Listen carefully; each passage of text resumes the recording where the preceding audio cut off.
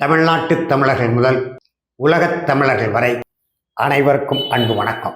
அன்பிற்குரிய தமிழர்களே, குறிப்பாக உலகெங்கும் பறந்து வாழும் தாய் தமிழ் உறவுகளே, நடிகர் அதாவது கூத்தாடி விஜய் கட்சி தொடங்குவது தொடர்பாக அல்லது அவர் தரப்பில் என்றைக்கு அரசியல் கட்சி தொடங்க போகிறோம் என்ற அறிவிப்பு வந்ததோ அன்றையிலிருந்து அதை கடுமையாக எதிர்த்தும் மறுத்தும் பேசி வந்தேன். குறிப்பாக நாம் தமிழர் கட்சியின் தலைமை ஒருங்கிணைப்பாளர் செந்தமிழர் சீமான், என்னுடைய அன்பு தம்பி, ஆற்றல் மறவர் என்றே தொடர்ந்து சொல்கிறேன், அதில் ஒன்று பிழை இல்லை.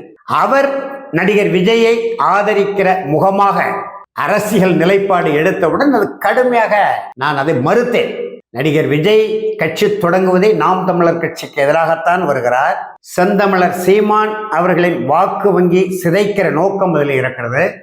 அவருக்கு பின்னால் தமிழ் தேசியத்தின் எதிர் முகாமை சார்ந்தவர்கள், பெரும் முதலாளிகள், அகில இந்திய ஆற்றல்கள், அது எந்த கட்சியாக கூட இருக்கலாம், பாசிச பாரதிய ஜனதா கட்சியாக இருக்கலாம், தமிழ் இனத்தின் பகை கட்சியான பேராய கட்சி அதாவது காங்கிரஸ் கட்சியாக இருக்கலாம். இவர்கள் விஜய்க்கு பின்னால் இருப்பதை கண்டுகொள்ளாத திராவிட அமைப்புகளாக கூட இருக்கலாம் என்று சொல்லி வந்தேன்.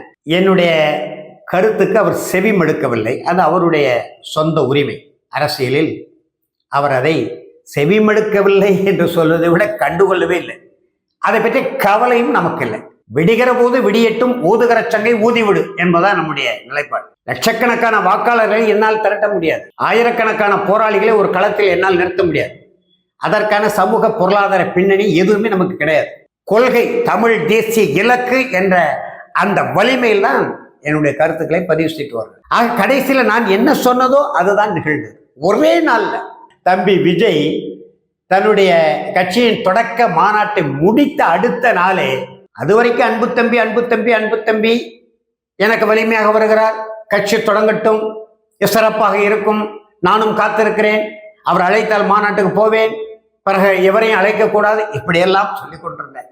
என் தம்பி ஒரே நாள் அவருடைய அந்த மாநாட்டு பேச்சையும் அங்கு உள்ள தோற்ற காட்சிகளையும் வெட்டு உருவங்களையும் பார்த்து விட்டு, அந்த பக்கம் நில்லு இந்த பக்கம் நில்லு, இடையில் நின்னால் சுமையும் தாக்கி செத்து போவாய் அப்படி சொல்லலாமா? பகைவனாக இருந்தாலும் வைத்து பார்ப்பதுதான், அவனை வெல்கிறோம் அல்லது அவனிடம் வீழ்கிறோம் என்பதுதான் தமிழருடைய கோட்பாடு, மரபை தவிர.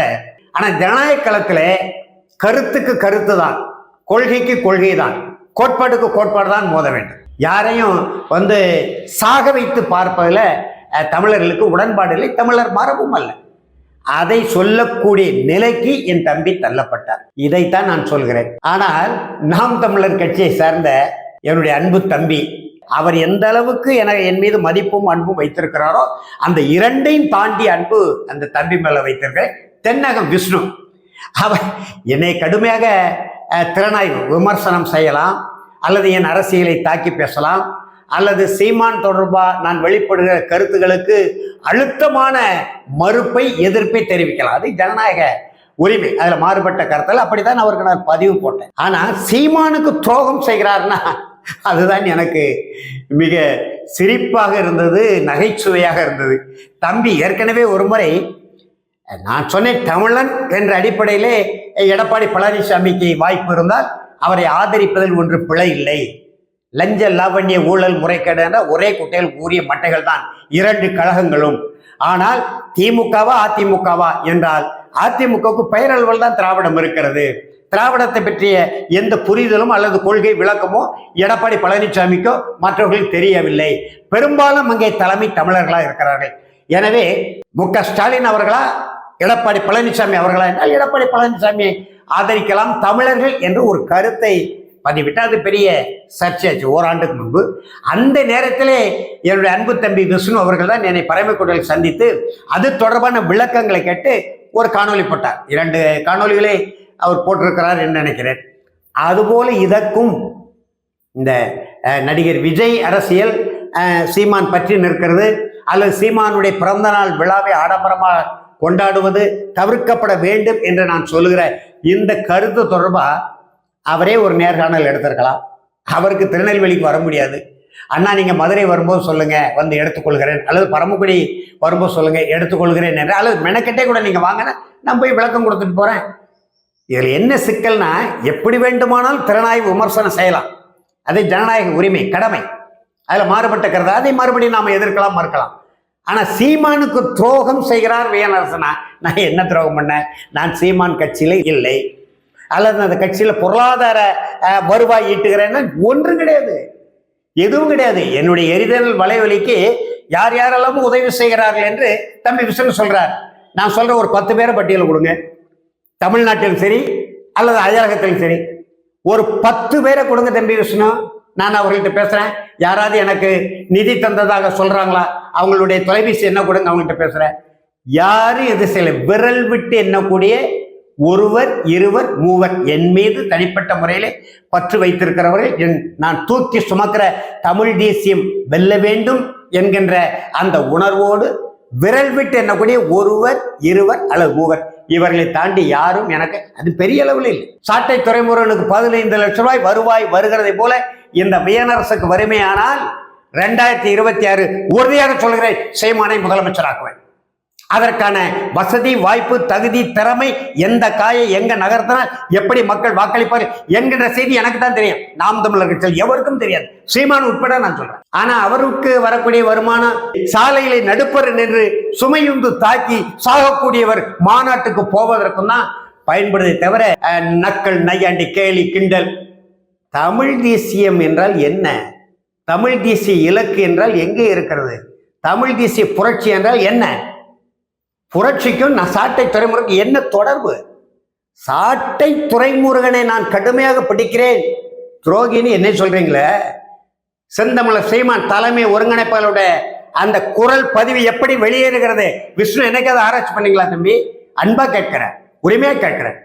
அண்மையில் கூட வந்திருக்க சாட்டை துறைமுருகனும் நம்முடைய இந்த தொழில்நுட்ப பாசையை சேர்ந்த ஒரு அன்பு மகள் அருவருப்பா பதிவு போடுறா. படித்த பிள்ளை, ஒரு படித்த பிள்ளை, அறிவியலை தெரிந்த பிள்ளை, அறிவியல் நுட்பத்துக்குள்ள வேலை பார்க்கிற பிள்ளை பதிவுகளை பாருங்க, அருவருப்பா சொற்களை ஆடை இல்லாமல் போட்டுக்கிட்டு இருக்க. நானே எடுத்து பார்த்து வருத்தப்படுறேன், இந்த மகள் ஏன் இப்படி செய்கிறாள்?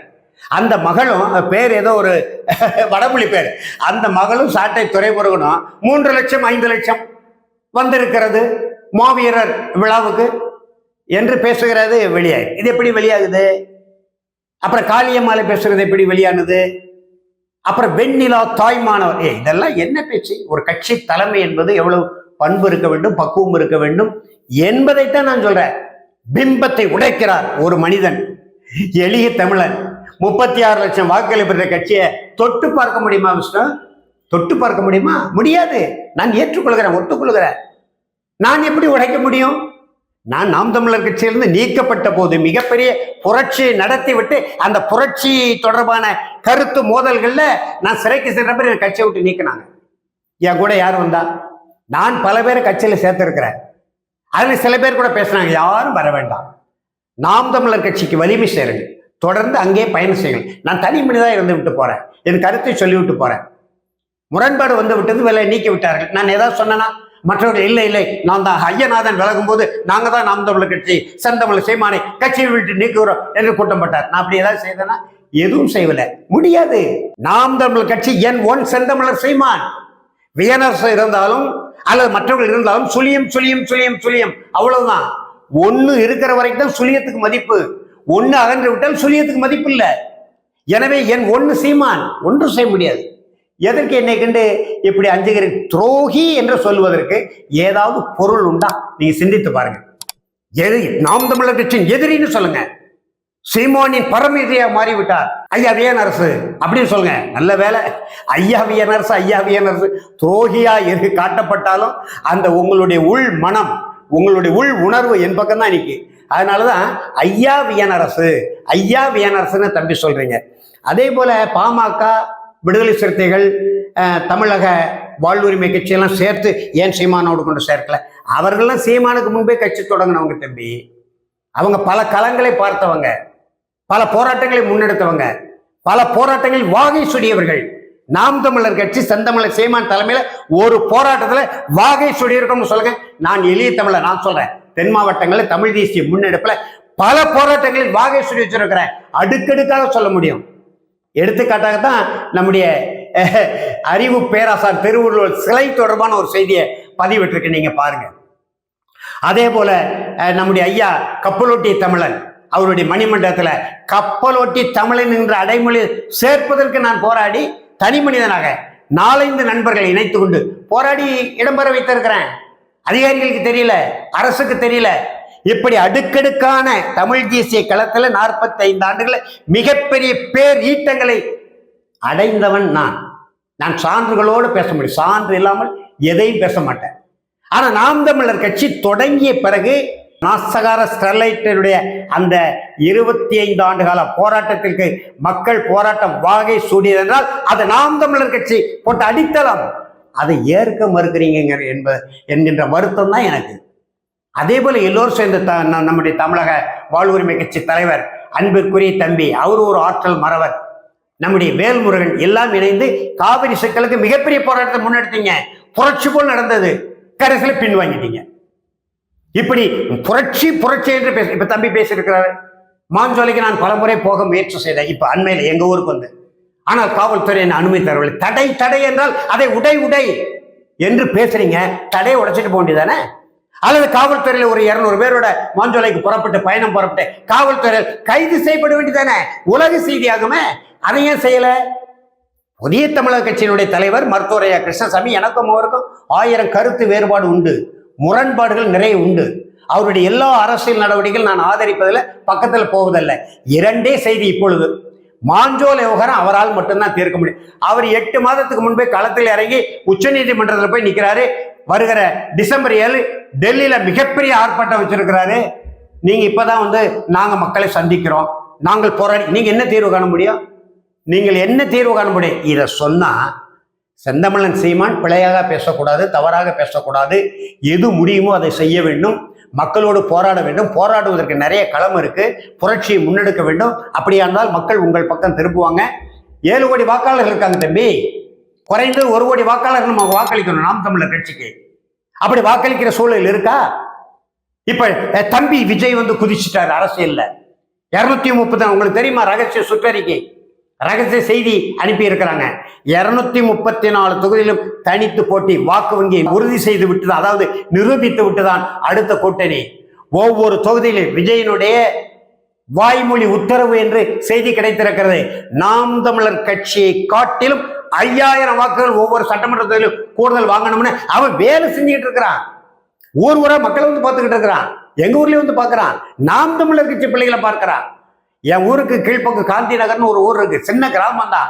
அதில் உள்ள நாம் தமிழர் கட்சி பிள்ளைகள்லாம் விஜய் கட்சியில அவங்க வந்து பார்த்து பேசி அங்கே சேர்த்துட்டு போறாங்க. இப்போ எனக்கு வருத்தமா வராதா? இதையெல்லாம் சொன்னா நீங்க வந்து எனக்கு துரோகி பட்டம் சூட்டுகிறீர்கள். இது எந்த வகையில சரி? அன்பு தம்பி விஷ்ணு அவர்களே, மனச்சான்றபடி சிந்திச்சு நீங்க முடிவெடுக்கணும். எதிரின்னு காட்டுங்க, நான் ஏற்கிறேன். ஒழித்து கட்டப்பட வேண்டியவர் வியனரசு நாம் தமிழர் கட்சியினரா என்று சொல்லுங்க, நான் எதிர்கொள்ளுகிறேன். சீமானுக்கு எச்சரிக்கை. அப்ப நீங்க மட்டும் எச்சரிக்கை கொடுக்கலாமா? எவ்வளவோ அகவையில் சிறியவர், எந்த களத்தையும் காணாத நீங்க ஒரு ஆதரவு தளத்திலிருந்து நான் சீமானை அண்ணனை எச்சரிக்கிறேன். அவர் என்கிட்ட தொடர்புலே இல்லை, ஓராண்டா என்கிட்ட எந்த தொடர்புலையும் இல்லை. நானும் தொடர்பை எடுத்து பேசுவதற்கு அல்லது நேரில் சந்திப்பதற்கு எனக்கு விருப்பம் இல்லை. மிகச்சரியாக 100 விழுக்காடு, அதையும் சொல்ல 100 விழுக்காடு எந்த தலைவரும் எந்த கட்சியும் மிக சரியாக போக முடியாது என்பதை ஒத்துக்கொள்கிறேன். ஆனா குறைந்தது 70 விழுக்காடு சரியாக இருக்கணும். தவறான கருத்துக்களை, பிறந்த நாள் விழா எதுக்கு கொண்டாடணும்? பிறந்த நாள் விழா கொண்டாடு, அது சாட்டை துறைமுருகன் பிறந்த நாள் விழா, செந்தமிழர் சீமான் சென்னையில பிறந்த நாள் விழா, அப்புறம் திருமண நாள் விழா, சாட்டை துறைமுருகன் திருச்சியில விடுதியில, தனியார் விடுதியில ஆடம்பரமான பிறந்த நாள் விழா. இதை சொன்ன பிறகுதான், சாட்டை சொல்லிதான் நீங்க இந்த காணொலி போட்டுருக்கு. இன்னைக்கு சொல்றேன், இயக்குனர் கலைஞனுக்கு எதிராக போட வேண்டியதானே, இசை மதிவாணன் போட வேண்டியதானே, எத்தனையோ வலைவலிகள் இருக்கு. மற்றவர்கள் என்னை பார்த்து நீங்க கேட்கலாம் தானே. ஆனா நீங்க ஏன் தனிப்பட்ட முறை சொல்றீங்க? சாட்டை நீங்கள் தானே புலனாய்வுத்துறை விசாரணைக்கு போனீங்க, மதிவாணன் வந்தான். நீங்க தானே புலனாய்வு விசாரணைக்கு போனீங்க. நான் சாட்டையோட தொடர்பிலே இல்லை என்று சொன்னால் ஏற்குமா உலகம்? உலகத் தமிழருங்க நீங்க பரப்பி விட்டீங்க. ஒரு தனியார் வலைவலியில நான் கொடுத்த நேர்காணல், குறிப்பா இந்த பிறந்த நாள் பற்றி நான் சொன்னது, லட்சக்கணக்கில் மக்கள் பார்த்து விட்டாங்க, பதறி துடிக்கிறாங்க. சீமான் சீமான நான் சொல்ல மாட்டேன், அவர் கண்டுகொள்ளாம போவார். ஆனா சாட்டை பதறி துடிக்கிறான் உலக தமிழர்கள் நடுவே இப்படி பரப்பி விட்டுட்டாரு. நான் என்ன சொல்றேன், தேசிய தலைவர் பிரபாகரன் பிறந்த நாளை கொண்டாடினாரா? பிறந்த நாள்ல தான் வந்து தம்பிமார்கள் பார்க்கணும்னு என்ன இருக்கு? வேற ஒரு நாள்ல கூட பார்க்கலாம். மாவட்டமா வரும்போது ஒரு 3 மணி நேரம் படம் எடுப்பதற்கு தம்பிமார்களை சந்திப்பதற்கு ஒதுக்க வேண்டியதானே? திருமண நாள்ல தான் வந்து சந்திக்கணுமா, பரிசு பொருட்களை கொடுக்கணும், அப்புறம் புலால் உணவு உண்ணணும். பெருந்தலைவர் காமராஜர் பிறந்த நாள் கொண்டாடி இருக்கார், நான் மறுக்கல. அவர் கொண்டாடவில்லை, யாராவது ஒருவர். அவர் தான் 10 ரூபாய் கையில இருந்து செலவு பண்ண மாட்டார. பெருந்தலைவர் காமராஜர் என் தம்பிக்கு தெரியுமே. அந்த காமராஜரை பற்றி நம்ம பேசுறோம். யாராவது ஒருவர் ஏதாவது கேக் என்று சொல்கிற அந்த ரொட்டி துண்டு வாங்கி கொடுத்தா அதை வெட்டுவார், ஒரு மாலை போட்டு கொடுத்துட்டு போயிருங்கன்னு சொல்லிடுவார். சோறு கூட போட மாட்டார், சோறு போடுவதற்கு வாய்ப்பு இல்லை. பெருந்தலைவர் காமராஜர் எளிமையாக கொண்டாடி இருக்கிறார், வீட்டிலேயே நடத்திக்கிடுவார், யாரையும் சந்திக்க மாட்டார். நீங்க காமராஜரை பேசுற நீங்கள், ஜீவானந்தத்தை பேசுற நீங்கள், கக்கனை பேசுகிற நீங்கள், அவர்கள் வழியில 100 விழுக்காடு வேண்டாம், 60-70 விழுக்காடு நடக்கணும் இல்லையா? எதுக்கு பிறந்த நாள் கொண்டாடணும்? இன்றைக்கு கட்சி தலைவர், தலைமை ஒருங்கிணைப்பாளர் தம்பிமார்கள் ஆயிரக்கணக்கில் வந்துட்டு, நாளைக்கு முதலமைச்சரானால் தம்பிமார்கள் பின்னால போயிடுவாங்க. அதிகார வர்க்கம் முன்னால வந்து நிற்கும், அரசியல் வர்க்கம் முன்னால வந்து நிற்கும். அவங்க கொடுக்கிற பரிசு பொருட்கள் இவர் நனைந்து தம்பிமார்களை வீட்டுக்கு வெளியே நிற்கக்கூடிய நிலை ஒரு எதுக்கு தேவையில்லை. உங்களுக்கெல்லாம் தெரியாது தம்பி, நாங்கள் மிக நெருக்கமாக இருந்தோம், பல செய்திகளை பகிர முடியாது, சொல்ல முடியாது. நம்முடைய இயக்கத்தை பற்றி இயக்கத்தில் உள்ள முதன்மையான தலைவர்கள் சொன்னாங்க, நவம்பர் 26 உங்கள் பிறந்த நாளை கொண்டாட வேண்டும் என்று பிடிவாதக மறுத்து விட்டார். அதனால்தான் நவம்பர் 27 சங்கர் மரணித்த நாள் 1982. அப்பெல்லாம் நீங்க உங்களுக்கு தெரியாது, நீங்க பின்னால பிறந்தது உங்கள் குற்றம் இல்லை, உங்களுக்கு தெரியாது. செந்தமிழர் சீமானுக்கு தெரியாது. 82 சங்கர் அங்க அடிபட்டு, ஈழத்தில் அடிபட்டு ராமேஸ்வரம் மதுரைக்கு வந்து தலைவர் நெடுமாறனால் அவர் உயிரை காப்பாற்றுவதற்கான அனைத்து முயற்சியும் செய்து அவர் செத்து போவோம் என்று சங்கருக்கு ஈழத்திலே முடிவு செய்து விட்டார். ஆனால் என் உயிர் என் தலைவன் மடியில் போக வேண்டும் என்று சொல்லி தலைவர் பிரபாகரன் மடியில போனது முதல் களப்பலி. சங்கர் உயிருக்குயிரான தோழன் தம்பி. எனவே அந்த சங்கர் இறந்த நாளை மாவீரர் நாள் என்று ஒரு நாள் என்ன பிறந்த நாள் எனக்கு. மாவீரர்கள் மண்ணுக்காக, நாட்டின் விடுதலைக்காக உயிர் கொடை அளித்த, உயிர் ஈகம் செய்த அந்த மாவீரர்களை கொண்டாடுங்கள் என்று அறிவித்தார் தேசிய தலைவர். பிறந்த நாள் கொண்டாடல, தலைவர் நெடுமாறனும் பிறந்த நாள் கொண்டாடல. எனவே பிறந்த நாள் வந்து ஆடம்பரமாக இருக்கக்கூடாது. கொண்டாடினா வீட்டு மட்டும் கொண்டாடிக்கங்க, யார் வேண்டாம்னா வீட்டில் கொண்டாடிக்கங்க. அது கூட தம்பி மாவி என்னுடைய முதல் பிறந்த நாளில் ஆங்கில பாட்டை மறைந்த பெரியவர் தடா சந்திரசேகர், எனக்கு நீண்ட கால தொடர்புடைய செந்தமிழர் சீமானுக்கு வந்து அண்மை கால நாம் தமிழர் கட்சி தொடங்கிய பிறகுதான் சந்திரசேகர். எங்களுக்கு அவர் என்றைக்கு ராஜீவ்காந்தி மரண வழக்கிலே எங்களோட தொடர்பு கொண்டார் அன்றையிலிருந்து தெரியும். அன்றைக்கு அவர் எப்படி இருந்தார், பின்னால் மறையும் போது எப்படி இருந்தார், எல்லா வரலாறும் எங்களுக்கு தெரியும் தம்பி. அந்த வகையிலே தம்பி விஷ்ணு அவர்கள், நீங்க சீமான் பக்கத்தில் இருந்து நாம் தமிழர் கட்சிக்கு எதிராக சீமானுடைய செயற்பாடுகளை வெளி உலகத்துக்கு சொல்லுகிற, குரல் பதிவுகளை வெளியிடுகிற அந்த துரோகிகளை மேல கண்டுபிடிங்க, கண்டுபிடிச்சு அப்புறப்படுத்த பாருங்க. மிகப்பெரிய துறைக்கு பக்கத்துல இருக்கான். இந்திய அரசுக்கு, தமிழ்நாடு அரசுக்கு, தமிழ் தேசியத்துக்கு எதிரான சக்திகளுக்கு தகவல்களை கொடுக்குறாங்க. திருச்சி சூர்யாவோட யார் தொடர்பு கொண்டா? சூர்யா திமுக இருக்கக்கூடிய முதுபெரும் தலைவர்கள் ஒருவரான சிவாவுடைய மகன் சூர்யாவோடு அண்ணன் அண்ணன் என்று பேசியது யாரு? காணொலிகள் பகிர்ந்தது யாரு? எவ்வளவு இழிவாக கேவலமா பேசுகிற அந்த பெங்களூரு நடிகை, அவளை அக்கா அக்கா அக்கா என்று பேசுறது யாரு? இவங்களெல்லாம் கண்டுபிடிங்க தம்பி விஷ்ணு. என்கிட்ட வரீங்க, நான் நல்லதுதான் சொல்றேன். நாம் தமிழர் கட்சி ஆட்சிக்கு வரணுங்கிற நல்ல எண்ணம் இருக்கு. செந்தமிழர் சீமான் தலைமையில் தமிழ்நாடு அரசியல் அமைய வேண்டும் என்கிற நோக்கம் இருக்கு. இதெல்லாம் வேண்டாம், நீங்க எல்லாம் வேண்டாம், உங்க ஆதரவு எங்களுக்கு தேவையில்லை. சீமான் சொல்லட்டும், ஒரு சொல் சொல்லட்டும், அண்ணா உங்க வேலையை பாருங்க, நாங்க எங்க வேலையை பார்க்கிறோம், எங்க சிக்கல்ல நீங்க தலையிடாதீங்க என்று நாளைக்கே சொல்லட்டும் சீமான். விட்டுறேன், இவ்வளவுதானே, என் வேலையை பார்க்கிறேன். இதை புரிந்து கொண்டு நம்முடைய தம்பி தென்னகம் வலையொலியினுடைய நிறுவனர் விஷ்ணு அவர்கள் மிக எச்சரிக்கையாக சொற்களை பயன்படுத்த வேண்டும். 45 ஆண்டு காலம் வாழ்க்கையை இழந்திருக்கிற தம்பி, என் அளவுக்கு அரசியலுக்கு வந்தவர்கள் இன்னைக்கு குறிப்பா சாட்டை சொல்லுவோமே, சாட்டை எப்படிப்பட்டவர்? இந்த சாட்டை வலையொலி தொடங்குவதற்கு முன்னால் அவருடைய நிலை என்ன? முத்துக்குமாருடைய துணைவியாரை மணப்பதற்கு முன்னால் அவருடைய நிலை என்ன? இன்றைக்கு அவருடைய நிலை என்ன? அவருடைய இன்றைய பொருளாதார வலிமை தமிழ் தேசியத்திற்கு துரும் அளவுக்கு பயன்படுமா? எங்க வாழ்க்கையை தொலைச்சிருக்கிறோம், பேரிட்டங்களை செய்திருக்கிறோம். திருநெல்வேலி தூத்துக்குடி மாவட்டத்தில் 10,000 ஏக்கர் ரத்தன் டாடா தோற்ற இடம், ஒரு ஏழை தமிழர் தோற்றான்னு பதிவு பண்ணுங்க பாருங்க. 10,000 ஏக்கர் கலைஞர் கருணாநிதி புரிந்துணர்வு ஒப்பந்தம் பண்ணி டாடா கொடுத்த நிலத்தை மீட்டு போட்டிருக்கு தம்பி. இன்னை வரைக்கும் கிடைக்க நம்முடைய சொத்தாக, உங்களை சேர்த்தான் சொல்றேன், தமிழ் மக்களின் சொத்தாக பல லட்சக்கணக்கான கோடி மதிப்புள்ள சொத்தை மீட்டு போட்டிருக்கோம். நம்முடைய சந்தன காட்டு வீராங்கனை முத்துலட்சுமி வீரப்பனை கொண்டு வந்து மாநாடு போட்டு அப்படி பல செய்திகளை சொல்ல முடியும். தமிழுக்காக, தமிழ் இனத்திற்காக, தமிழ்நாட்டிற்காக வாழ்க்கையே இழந்து ஏதும் மற்றவனா ஏதோ 2 விளக்க வைத்து ஒரு செல்லிடை பேசியை வைத்து நம்ம கருத்துக்களை என்ன இப்பொழுது சூழ்நிலை உங்களுக்கு அது சொன்ன உடனே மனைவி இறந்த சொல்றாருங்கிறீங்க. வாழ்வியல் சூழல் அப்படி ஆகிப்போச்சு. முடிந்தவரை போவோம் தமிழ்நாடு முழுவதும். முடியாத நிலையில் ஒரு வலைவலியை வைத்து நம்முடைய கருத்துக்களை சொல்லுவோம். தமிழ்நாட்டு தமிழருக்கு சொல்லுவோம், உலக தாய் தமிழ் உறவுகளுக்கு சொல்லுவோம். ஏற்பவர்கள் ஏற்கட்டும், எதிர்ப்பவர்கள் எதிர்க்கட்டும், மறுப்பவர்கள் மறுக்கட்டும், இவ்வளவுதானே. அந்த அடிப்படையிலே சொல்லிக் கொண்டிருக்கிறோம். எனவே அன்பு தம்பி விஷ்ணு அவர்கள் அடுத்தடுத்து போடுங்க, நீங்க என்னை விமர்சனம் பண்ணி தொடர்ந்து போடுங்க. அதை நான் வரவேற்கிறேன், பாராட்டுகிறேன். நான் மறுப்பதற்கில்லை, எதிர்ப்பதற்கில்லை.